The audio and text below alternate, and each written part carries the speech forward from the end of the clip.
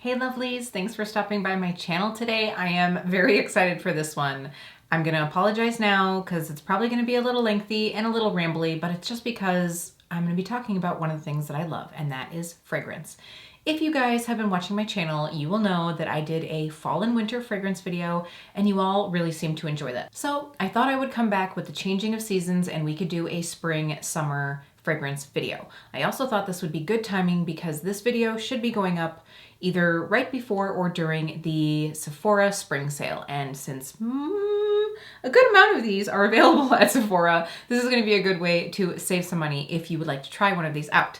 Now, if we haven't met before, my name is Kelly and I'm a professional hair and makeup artist. And here on my channel, I strive to keep beauty real. Real honest, real relatable, and real fun. So if that sounds like something you'd enjoy, don't forget to hit subscribe and click that notification bell so you don't miss out on future videos. So now, why don't we get into this? We're going to be talking about all of my favorite spring and summer scents. All right, now I can tell that as my scent preferences have been changing over the years and evolving, I'm starting to get smart and I'm buying smaller bottles so I can have lots of them. Because I'm sitting here and I'm like, oh, a lot of these are like more like travel sizes, and that's just because I really love trying a lot of fragrance. I love fragrance. It's such a mood booster. I really think that it can change the way you feel or help enhance the way you're already feeling, right? It can make you feel happy, it can make you feel sultry, sexy, can, make you feel more awake. It can actually relax you more. So I just love smelling good. I don't know what to say. I love it. It's definitely become a passion of mine, and I would say like the last 5 years, I've definitely spent a good amount of money on some fragrances, but I've also found some decently priced ones as well. Now, I'm going to start off by talking about a fragrance that I've already talked about here on my channel. I believe it was in the last Sephora VIB sale video, and I know in that video I wanted to talk about it because I had recently discovered this one, and it smells so good. This is the Alice Brooklyn West perfume. I have this now in a travel size and this nice big bottle because I know I'm going to love it forever. So this, it is a fresh citrus, but there's just something different to it. And I'm going to try to repeat what I said in the last video because it was very, very accurate. It's like you're waking up in your vacation home on the Amalfi Coast and you've just gotten out of the shower. So you have that like fresh scent, but like the oranges and like lemons are coming in, like the scent of the trees is coming in through your window. It just smells good. It's citrus without like punching you in the face. Ooh, does this have a magnetic closure? It does. So I actually just opened up this big one because I've been using the first travel size that I got, but it's a magnetic closure. I don't know that I've had a magnetic closure on a fragrance before. I love this even more. Now, the Alice Brooklyn fragrances are all a Clean at Sephora brand. And of course, you guys know with clean fragrance or clean makeup, definitely do your investigation behind that and what you are looking for and what you are not within scents. But I can also tell you that these are vegan and PETA certified cruelty-free. Now, in case that description of the fragrance wasn't good enough for you, I'm going to let you know the keynotes are blood orange, water lily, and vetiver. So you can really get that like citrus fresh scent. I love this one. It is definitely a mood booster for me. Like, oh, it just smells so good.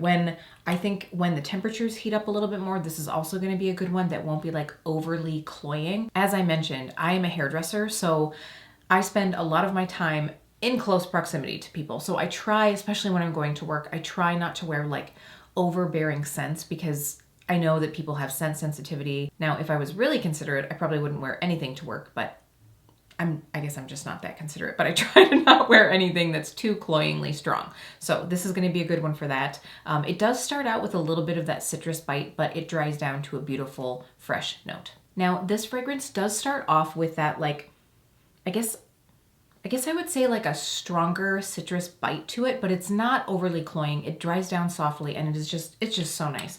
I do want to mention the prices of all these as well. So the travel size is $30, and then for the 1.7 ounce, it is $105. Okay, now for a scent that I actually was introduced to through influencers. They sent me a small travel size of this fragrance to do a campaign, and I fell in love with it. But more importantly, well, not more importantly, but just as importantly, Jeremy fell in love with it. This is the Gucci Flora Gorgeous Gardenia, and I actually have this little like duo that's still available at Sephora. I just want to make sure it's in stock. So right now it is in stock. You get this little bottle and then you get the travel size. Is this a coffret? Is that right? I don't know if I'm using the right word, but you get this little mini and then the travel size. Unfortunately, this is a rollerball and I do prefer spritzers just because then that way you're not getting like your natural oils in the product, but that's neither here nor there. But this is $39 and it's a $49 value. Now you can also get a 1.7 ounce of this and it's $85. It does look like they have several different packaging. I know there's like a limited edition packaging out right now, or you can get this like original clear one. But this scent, I remember I sprayed it on and Jeremy was like, oh, he's like, you smell, he was like, you smell like a really hot MILF and soap. I was like, thanks. Like, he was like, well, you just smell like it's not mature in a bad way, but it's like, you know, kind of, I don't think he said the word elevated, but I think that that's kind of what he meant. Like just that, yeah, that elevated scent, but clean and not cloying. Oh, this is definitely floral, but it's not like choke you out floral. It has a little bit of that like freshness to it. So in case you don't want to go off of Jeremy's fragrance description, I wanted to let you know that this is listed as a fruity floral and the keynotes are red berries, pear, and white gardenia. So that should give you a little bit of a hint into this. Now, I have really enjoyed some of the Gucci fragrances. I really liked Gucci Flora Eau Fraiche, and I have never thought of myself as a floral lover, but the Eau Fraiche Flora, which they don't make anymore, it was softer and it was just like a little bit sweet, a little bit soft. I really liked it. I bought a large bottle of that and went through it. And it takes me a long time to go through a scent because I have so many of them. So for me to go through a full bottle, I wish that I'd realized that it was going to be discontinued. I probably would have bought it back up, but this has some of that same vibe to it. And obviously Gucci Flora, you know, they've had several different ones, but oh, this one I just really like. There's just something to it. It's going to be really nice through the spring.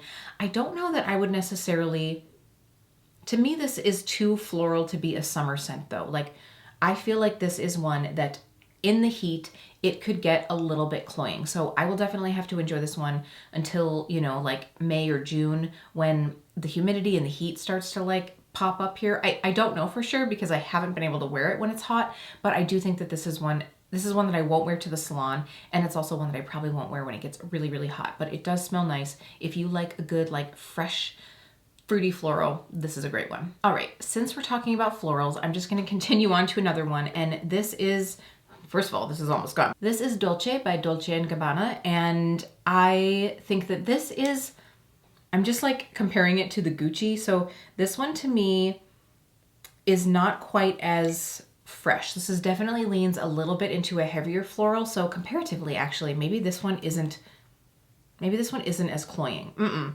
The Gucci is a little bit lighter and sweeter, and I just about stuck that up my nose, and this one has that stronger floral, but slightly powdery, but not so powdery that it's like old lady. I don't do that. That is not my jam, but I do really like the freshness of this. So this has the keynotes of papaya blossom and amaryllis. So this says that this feminine fragrance is inspired by the legendarily noble beauty of Sicily. So it's so funny. Here I am talking about like the Amalfi Coast, and then we have Sicily. I have a vibe here. So on the Sephora website, it says that Dolce opens with a bright and uplifting burst of neroli and papaya flower, sweet yet refined. I don't feel like it's as sweet as this one is though. But the centerpiece of this fragrance is amaryllis, and then in the dry down, you get musk and cashmeran. So I'm not familiar with cashmeran, but this is a classic. It's been around a long time. I actually have another like travel size. Somehow I bought two of these, and I think I had one in my like travel bag, and then I had one at home. And so now I'm trying to like use one up instead of like flip-flopping between the two of them. So this one I'm going to use up this spring and summer. I do think though, again, now that I'm like thinking of it, this one is a little bit lighter and sweeter than this. So if you like Dolce, but you think that it's like a little bit strong for you, you actually might like the Gucci Flora Gorgeous Gardenia. So just a little side note, it's so funny when you start actually comparing your fragrances, like, oh, actually this isn't as strong, or oh, this one is stronger than that one. I'm glad that I'm doing this video because now I can just quickly open my cabinet, because I actually keep all of my fragrance up in that cabinet right there, and I'll just open it up, grab the one that I know that I want, like as far as like strength wise, and I'll be good to go. All right, another one that I think I've mentioned on my channel before, maybe in a favorites. This is the Laila fragrance by Rosie Jane. So Rosie Jane is, again, another Clean at Sephora brand. And this Laila came in a, I think it was like a 4 or a 5 piece of scents. And I learned about this brand from my friend Jennifer over at My Decadent Life. And she's talked about a few other ones that weren't in the set, so I do kind of want to try those out. But in the set, I was really excited to try Laila because it talks in here about freshly cut grass. That is one of the keynotes. It says the keynotes are pear, jasmine, and freshly cut grass. And I've talked about this before, but I used to have a BCBG fragrance that I think it was called grass or green or something like that. And it smelled similar to this. This is a little bit different, maybe not as like fresh. This has more fruitiness to it. You do get that like juicy pear scent at the very beginning, and the grass is more like at the end, but it is so good. It is so unique. It's very, very fresh. I don't think that this lasts super long on my skin, but considering the scent, I wouldn't necessarily expect it to. I do like this little one. I could very easily just like throw it in my bag and have it on me, but I do really like this one. Now, just looking at prices here on the website, for a 0.25 ounce spray, that is $25, or you can get the full size 1.7 ounce for $65. So for a clean fragrance, that is a pretty darn good price. So I do really enjoy this one. I'm still trying to decide about the other Rosie Jane scents that I have, but this is a nice one. I did get the Clean at Sephora like fragrance kit around the holidays. They had one that had like 4 little sample sizes, and Laila was in there, so I know that I'll be going in and probably getting that as the rollerball. In all honesty, I haven't tried out all the scents that were in that little like sampler, so I need to do that so I can go decide which one I'm gonna get. Do you ever do that? Like you get those little like sets that are like, oh, and then bring in this coupon, and then either you've waited so long that you lost the coupon, or even sometimes it's like, well, we don't have that anymore. It's like, oh, so I am going to make sure to go in, probably get Laila, but I need to try the other ones to see what I want. All right, here is a scent that I've gone through multiple travel sizes of. This is Juliet Has a Gun Sunny Side Up. Now this is definitely going to be something I wear like late spring into summer. Oh, it is summer in a bottle to me. Now let me check the notes on this. So it's listed as a warm and spicy fragrances, but I have to say, like,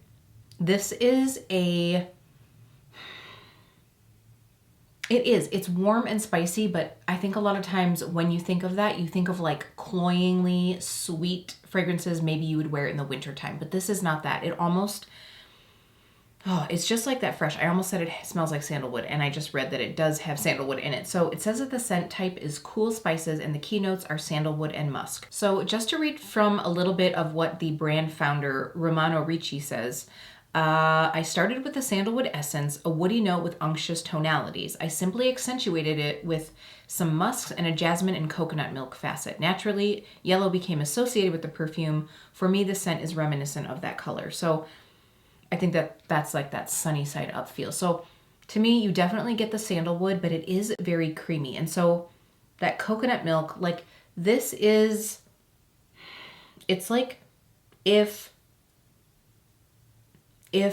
a clean woodsy scent had a baby with sunscreen.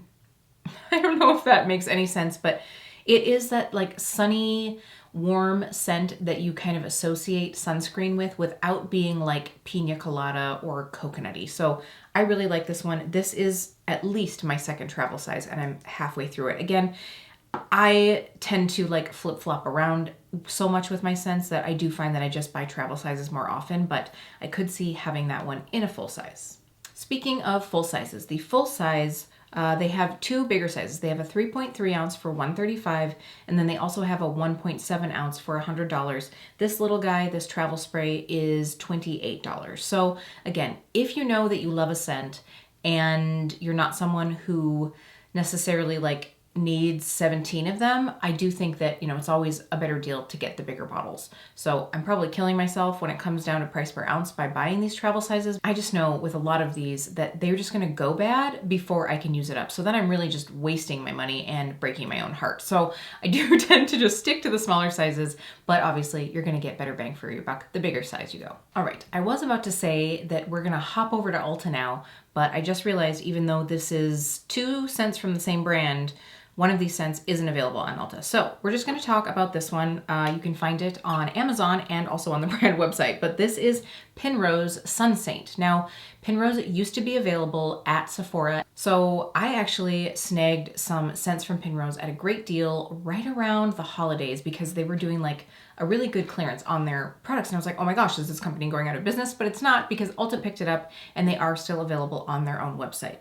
So this to me is just summer in a bottle. It has some similar notes to the Juliet Has a Gun, the Sunny Side Up, but I would say it's a bit more light and fresh. It's actually almost like a combo of one that I'm about to talk about too, but we'll get into that. So this has the notes. It says that it's a fresh citrus and fruit fragrance.